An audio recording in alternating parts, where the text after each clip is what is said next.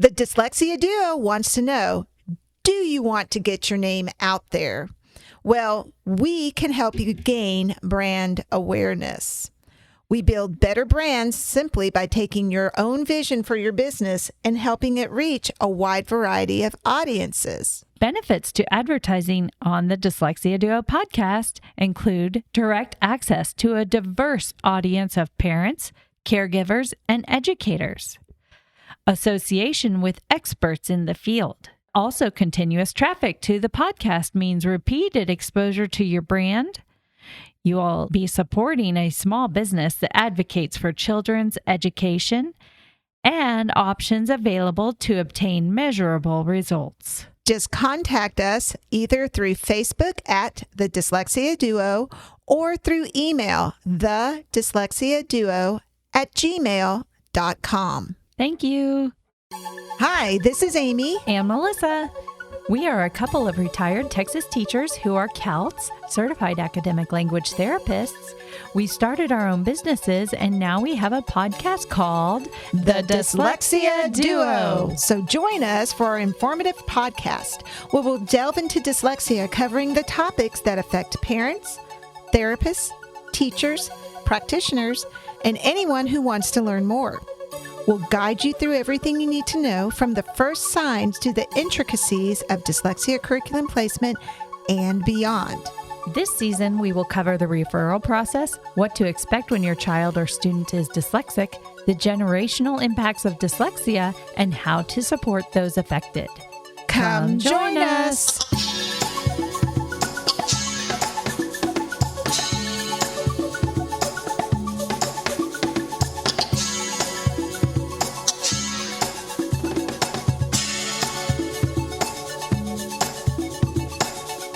Thank you for rejoining us as we continue talking with the lively and insightful Jonathan Mooney.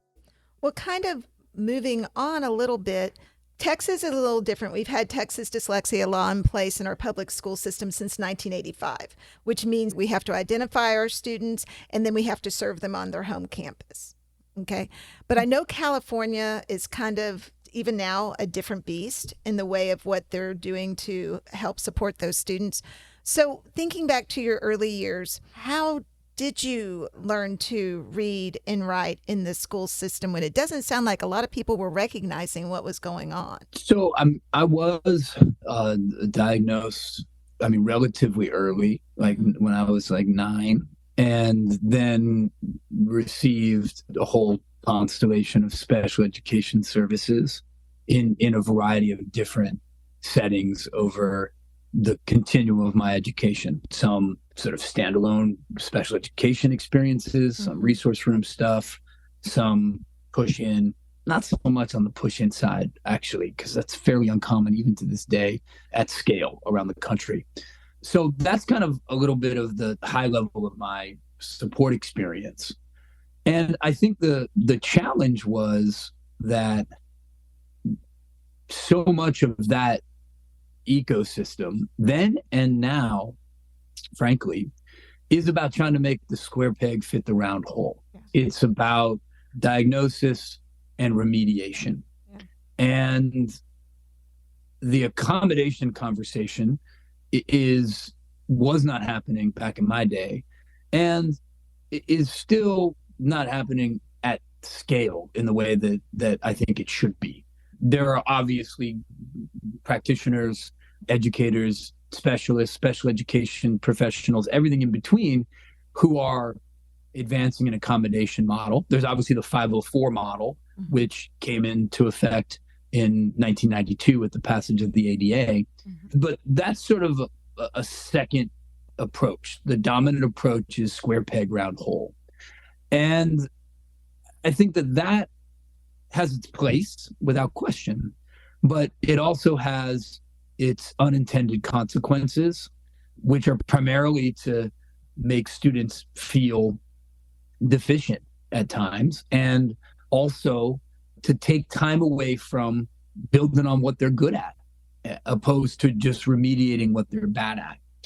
So my experience in school was primarily remediation for my problem, very little accommodation, and a sort of spiraling sort of self-concept deficits, stupid, crazy, lazy. That's what I thought about myself very early and for way too long.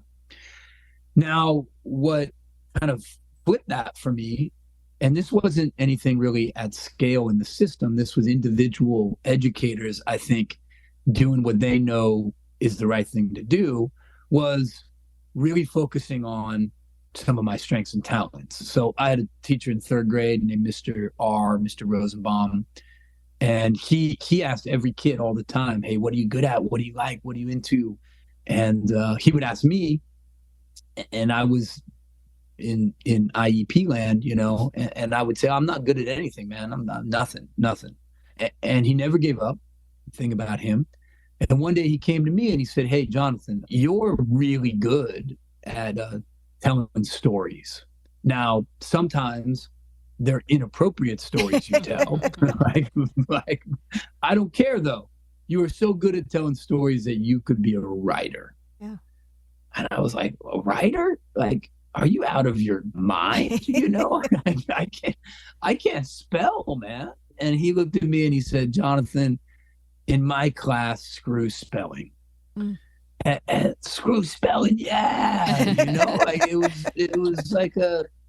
was a revelation, a revelation that I had something good about me. Yeah. So there were individual educators that sort of flipped the script a little bit and thought differently about kids who learn differently. But at scale, square peg, round hole. So I think the future for us who care about this issue is to balance the remediation with accommodation at scale. And the future for us is to balance, and I would actually go further on this one, to flip the deficit model on its head and to lead with the empirically validated strengths and talents that we know divergent learners have, and to share those boldly, proudly with young folks at the point of diagnosis, not later. And then the future within our system is strength-based IEP planning. And this is the thing, and it's a thing that's going down in public schools all around America. There's a network of special education directors in public schools who have come together to do strength-based IEP work for kids in special education programs. And that's a real revolution in the system, because it totally turns on its head this idea that it's the square peg in the round hole. And it's about remediating weakness where appropriate, but also having intentional practices to build on students' strengths. I think that's actually very profound, because that's where you start to see the ripple effect into academics, is when you start to build them up and what they're good at and start to develop that. And it starts to, and I say this all the time, I train teachers. I say that all the time to my teachers, you talk about what their strengths are and support those strengths. And I say it to parents too, support those strengths. And you see that ripple effect start to go into their academics as well. I think that's very profound. Well, I mean, the irony is about 2 weeks after Mr. R said, screw spelling, guess what I was doing again? Writing? Spelling. Oh, yes. Yeah, the Gallup organization, which we know as a polling organization, but really Gallup has done surveys and work on strength-based leadership for decades. According to the Gallup organization, students are 78% more engaged in school when they believe the adults in their life know their strengths and talents. 78% more engaged in school, in all facets of school, not just the things they like, but in the things that are hard for them. So that lens is really a revolution. So I want to give folks listening a resource on this that I've been a part of as a social entrepreneur. There's a free resource where you can do strength assessments for your students. If you're a teacher, you can do these for free, or an admin or an administrator. It's called Thrively. So it's the word thrive and then just add LY, Thrively, thrively.com. And Thrively is a platform that's on a mission to flip the deficit model on its head and to engage young folks in learning by engaging and acknowledging their strengths.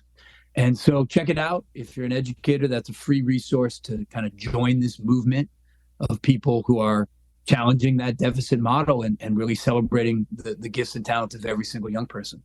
You know, I think this is actually really important. One of our previous guests that we just published the podcast for, she works with dyslexic students who have experienced trauma or maybe demonstrating emotional disturbance. Right. And, you know, she said that the root of the trauma, it's not a chicken and the egg thing. Most of the time, it's the trauma for school or the emotional disturbance for school kind of comes from the whole inability to read or write, and you're re-traumatized every time you have to do something like that. And she said one of the biggest connecting pieces that she can make with her students is talking about their strengths.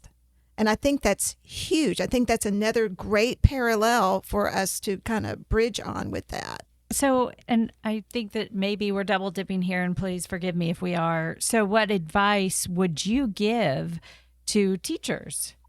So if the teachers are listening to this and they don't really quite understand how they're going to implement this in their classroom, what advice would you give to them? I mean, for the sake of reiterating, it's always important to do so. You know, be a Mr., Mrs., Ms. R in the life of your students, you know, to be that person who flips the script and focuses on what's right, not just what's wrong. And that doesn't cost money, and it doesn't take that much time. You know, it doesn't. That's a choice that we all can make in whatever role we find ourselves in with young people. We can be that person that says, hey, you did that great. I saw you're really good at this. Did you ever think about this when it comes to yourself? And then obviously you can go deeper with that and engage in developing a strength profile for young people through Thrively. That's free of cost. It goes to the kid. So the kid gets, oh my God, look at all these things I'm good at. Mm-hmm. The parents get it. That's a huge thing, because a lot of time the deficit model is living over in the parents' minds. And then other teachers get it. So then the teacher who sees the kid next year or next period can have a different lens than the IEP or the 504, which is all about the deficit. So that's profound change if we all commit to being strength-based educators in the lives of children. That ripples through the entire system, and that's real change for individual children, but also for the 1 in 5 in the totality who learn differently. So that's a place to start. You know, this notion of accommodate opposed to remediate, mm-hmm. and really the idea of accommodation, not for some, but all. There are a whole group of accommodations: speech to text, text to speech, active learning accommodations, you know, where young folks get something to fidget with, or young folks get to take body breaks. Those should be accessible to the whole class, mm-hmm. because the science is clear that children move to learn and learn to move. Mm-hmm. And they do better when we have active learning environments, whether they have diagnoses or not. That's a wonderful place to start. And then the third thing I would say for teachers is saturate young folks like me with an image of a positive future for themselves. You know, I've used these words a few times: stupid, crazy, lazy. I didn't just pull those words out of a hat, you know, like I've spoken in all 50 states. I've spoken in most states, all 50 of them, 3 or 4 times, mm-hmm. and 10 countries. And every single time, regardless of where I am, I speak to young people with learning differences. At some point, some variation of those words, or those words exactly, will be used: stupid, mm-hmm. crazy, lazy. And they feel that way about themselves. The real deficit is not skill set, but self-concept. That's the real deficit, that kids feel deficient. So if you're an educator and you can go find Roberto Rivera's YouTube clip, it'll take 5 seconds. It'll cost you no money. Show it to them. That, for a young person, that gives them a totally different image of their future. Or mm-hmm. you go find Dave Flink talking about his experience, or you go to Eye, where there's literally thousands of mentors from around the country who are helping young folks imagine a better future for themselves. That's a real concrete, no cost thing that you can do for your class, your kid, your student tomorrow. I wish I would have known about this back in 2018. My son was going through high school. He was in his senior year, actually his junior year too. He has ADHD and struggled with it all throughout school. He was kind of like what you describe as that, people would tell him he wasn't able to do things because he was just so distracted in class. But he got to the point where he just would cry after school because he didn't want to do his work. He couldn't stay focused enough to do it. He had the capabilities, but he had this square peg, round hole. Am I saying that right? Yeah. Square peg, round hole throughout his entire school career, and had always been told he couldn't do something. And I just decided as an educator too, that I was tired of pushing him. I was tired of making him feel worse about himself. So I said, I love him more than I love the schoolwork, and I'm going to take a step back. And if he wants to do the work, he's going to do the work. And we put accommodations in place. We had already had them in place for years, but it wasn't helping him because the school system was failing him. So I love to hear you being an advocate for this, being a voice that can go to all the 50 states and really push for change, because that's what all of these people who learn differently need. Absolutely. Thank you for what you're doing. We'll be right back after a word from our sponsors. Hi, this is Melissa with Kids First Dyslexia Services. I am excited to share with you my private practice. Kids First Dyslexia Services is a private practice that specializes in dyslexia therapy.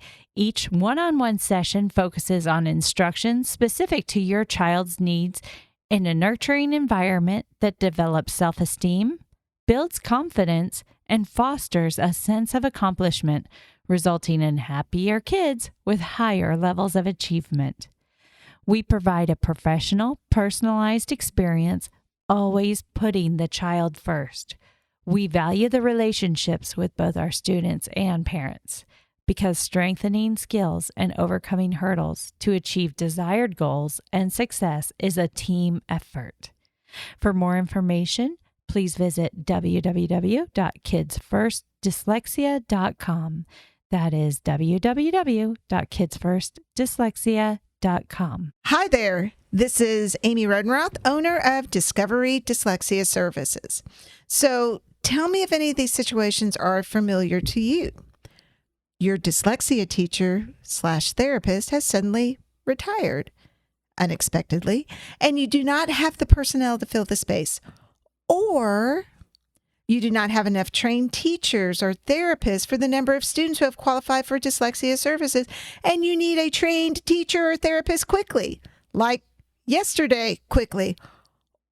Or you need a teacher to provide compensatory services, and you do not have anyone that can provide what's needed. Well, what do? I'm going to tell you what you can do. You can call Discovery Dyslexia Services. Discovery Dyslexia Services can help you with your various dyslexia concerns. We have multiple COUTs who can provide virtual small group therapy. We can also train your teachers in most dyslexia curricula, either virtually or on site. Just let us know how we can help support you. For more information, go to our website at www.discovereed.com. Let me spell that for you. DYSCOVEREAD.com. I don't know, it's a funny name, but we're providing huge services for our dyslexic population. So keep in mind, Discovery Dyslexia Services, covering all your dyslexia needs. Let's return to the show. So pretend you have a magic time machine, I guess. If you could go back in time, would you do anything differently in your academic career or anything? What would you tell other students when they questioned, or teachers, or what would you tell them if you could go back in time? Be an advocate for yourself. Yeah. There's a school here in Los Angeles. I'm kind of pointing in that direction. Don't know why, but that's called the Frost Tag Center. And they've been at this for a very long time, longer than most. They were very innovative when they opened and still are. And they've done a longitudinal study of their own students. It started with them, obviously, when they were in the in the K-12 setting, and then they followed them afterwards.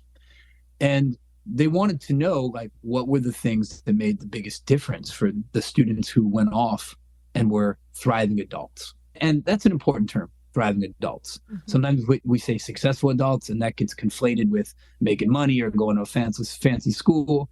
But some of the richest folks I know are not thriving in their life. So we need to switch that paradigm on its head. So thriving adults, what do we know leads to thriving adults if you're neurodivergent? And unequivocally, their longitudinal study showed that self-advocacy behavior is the skill. Mm-hmm. If somebody develops one skill that will correlate with thriving in life, it's not reading, it's not writing, it's not spelling, it is self-advocacy behavior. And so if I had the do-over, I would have been supported earlier to developing that. For me, it came in that moment at LMU with Father Young, but that changed my life. I mean, that moment led to transferring to Brown University, which led to meeting David Cole, which led to writing Learning Outside the Lines, which led to Eye to Eye, which led to 50 states 4 or 5 times, hundreds of thousands of children, young people that I've had the privilege to be able to say, nothing's wrong with you. You're not broken. So self-advocacy, self-advocacy, self-advocacy. And my challenge to educators is, let's teach this skill. It's a skill. It really is. You don't learn it like just out of the blue. And we need to have intentional processes to help young folks learn to be self-advocates. One of those should be the goal of student-run IEPs. We should have a goal that by the time a young person is in high school, they're running their IEPs. Mm-hmm. Now, you can't start there. That's not fair because the kid will fail. You gotta build up to it, and you build up to it in all the different ways that we scaffold other skills that we think are important. But self-advocacy curriculum paired with removing the stigma of accommodations, that's our path forward. I wish that would have been done for me earlier because I know it changes people's lives. I think that's a great statement to make because, I have 3 kids, but they're all chronological adults. Let's just put it that way. But I can remember going to the ARD. We call them ARD meetings and not IEP meetings out in Texas. And I can remember going to the high school ARD meeting with my daughter who, that was when she got to high school, she was supposed to attend. And the teachers would ask something about maybe an accommodation that she's using, and she would look at me and I'm like, girl, this is your meeting. I almost wish I wasn't there so that she wouldn't use me as a crutch. Mm-hmm. She's thriving as an adult. I'll be honest. I really feel like she's thriving as an adult. But she had to be, like you said, explicitly taught some of those self-advocacy pieces. And even now when she comes to myself or her dad with an issue that's going on at the college, we're like, well, we can't go to the principal's office and talk about it. That's just not one of the things you can do any longer. No, and I think that's just, I wish we had something in place in the education system where we would teach kids, like maybe just once a week, how to advocate what to do, because I think so often our young adults now are still dependent. Like they don't even want to make phone calls to the doctor's office. There's a commercial about that where they're going, now what do I say? Your name. You say your name, those types of things. I'm kind of going to jump ahead in some of my questions because I feel like we've touched on a lot of these. In your book, Normal Sucks, you talk about normal and the history of normal. Why does the definition of normal hurt people who may be neurodiverse, like their ADHD or autism or dyslexia or any of those neurodiversity pieces? How does that construct of normal hurt people? Well, Normal Sucks, very subtle title. I know. Kind of my gift to the dyslexic community, because all you have to do is just read the title and then the rest is redundant. Right. So you can just look at the title online and you get the point. The book is 2 things. The book is an exploration and an investigation into this notion, this idea that has really influenced so much of human society from our systems of education, to our disciplines of psychology, psychiatry, to even our built environment and the clothing that we wear. Mm-hmm. And the question was, where did it come from? How has it been used? And what can we do about it? And so the thing about where it came from is we often think that like normal is a fact in the world, like it's a thing. But the truth is that it's a construct that was created over many, many years within specific social contexts.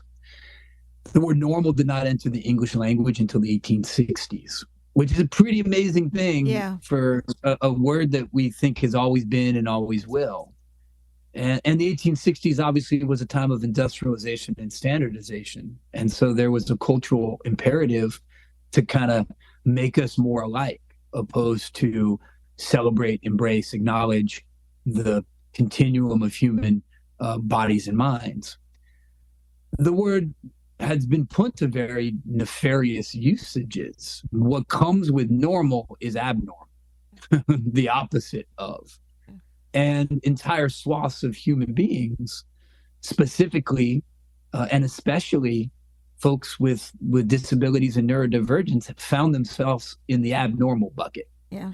And when you're in the abnormal bucket, and that stuff still exists, abnormal psychology has dyslexia, ADD, Down syndrome, all of it in the abnormal bucket. Abnormal psychology is the number one course on American colleges when it comes to psychology, abnormal psychology.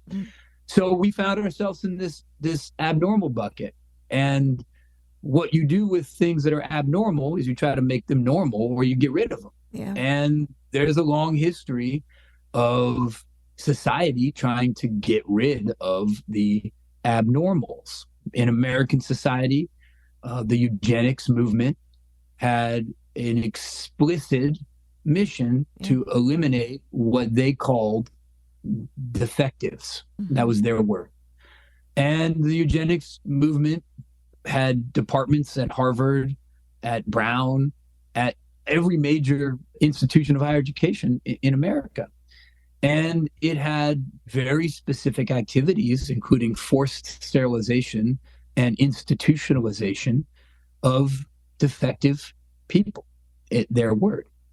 Little known fact, the American eugenics movement inspired Nazi Germany. The Nazi scientists traveled to America to study our eugenic policies and took it back to Nazi Germany. The first group in Nazi Germany to be systemically targeted for extermination was what they called garbage children. Garbage children were children with disabilities and neurodivergence. They were rounded up, sent to a hospital in Vienna, and many of them were killed.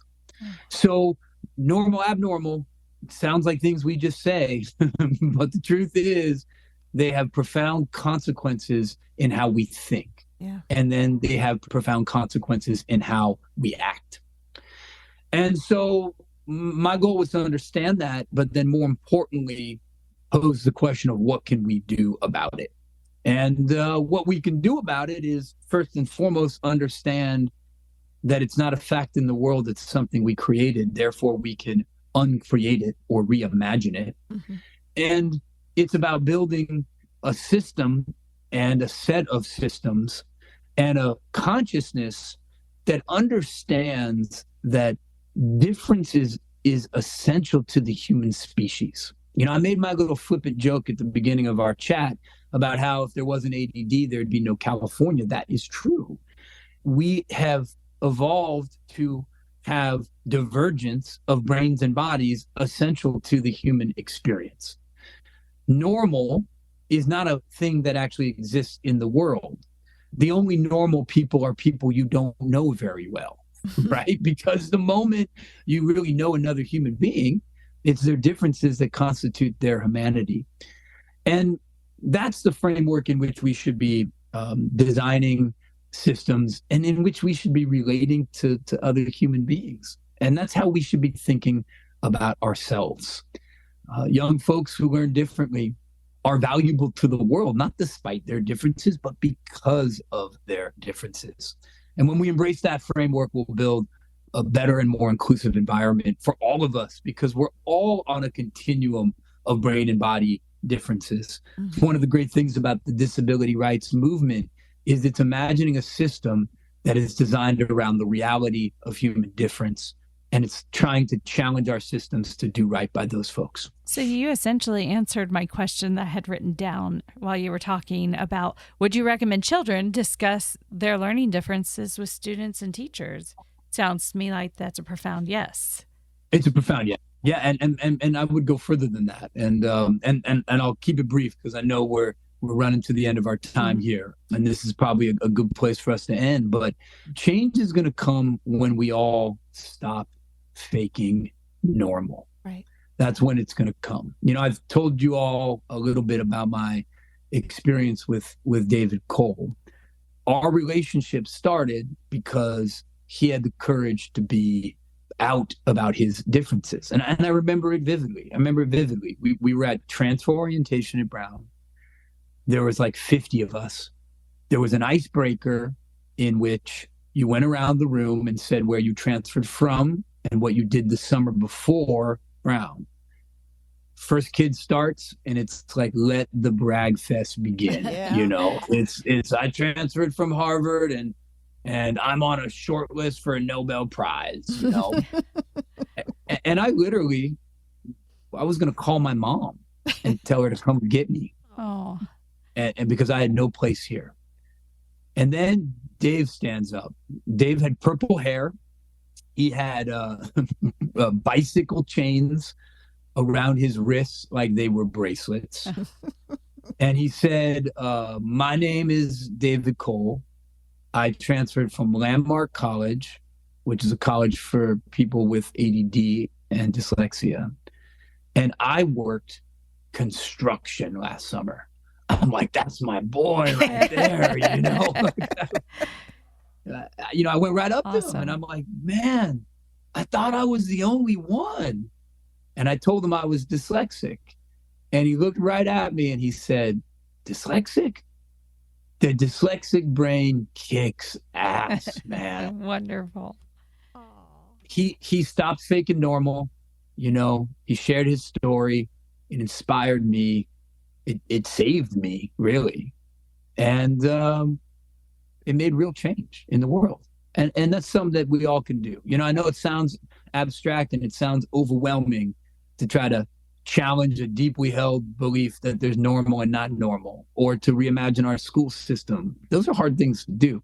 But at the same time, we can be part of that solution by sharing our own stories and giving young folks hope and being a part of a collective message that different isn't deficient. And these differences are valuable to the world, and nobody should feel less than because of them. It's invaluable that you were here and sharing your message with us. I grew tremendously by listening to what you have to share, and I hope our listening audience as well is going to be as touched by what you shared. And thank you so much. So real fast, you had talked about Thrively.com. Do you have any other resources that you'd like to recommend to our listeners? Yeah. So Thrively.com for joining the strength-based education movement. Mm-hmm. eye2eyenational.org for joining the Stop Faking Normal movement and to find a way to contribute. JonathanMooney.com if you wanted to say hello to me. You can write me directly from that. Love hearing from folks, their stories, their experiences. And then for all things navigating neurodivergence, a wonderful organization called Understood.com. Understood. That's a wonderful resource to figure out different strategies and approaches and find community doing this important work. So thank you all again for having me. I know that this is a labor of love for you. Yes. I know you have busy professional lives, busy personal lives, and yet you take time out of it to contribute to a conversation that's all about trying to do right by young folks who learn differently. So I'm inspired by the work that y'all do. Thanks for letting me be a part of it today. Oh my Thank gosh, you. we're so inspired by you. But thank you for coming on and taking time out of your crazy busy schedule as well to talk to our audience. Thank you. Okay. I wish y'all the best. All right. This has been the Dyslexia Duo. I'm Melissa. And I'm Amy. Thank you for listening. Bye. The Dyslexia Duo podcast hosts are Amy Rodenroth. Melissa Dean. Our producer is Greg Rodenroth. You can find us on Facebook at the Dyslexia Duo. Email us any questions or comments at thedyslexiaduo@gmail.com. Awareness is so important. Share this podcast with your friends Family, and teachers. thanks for joining us. Bye.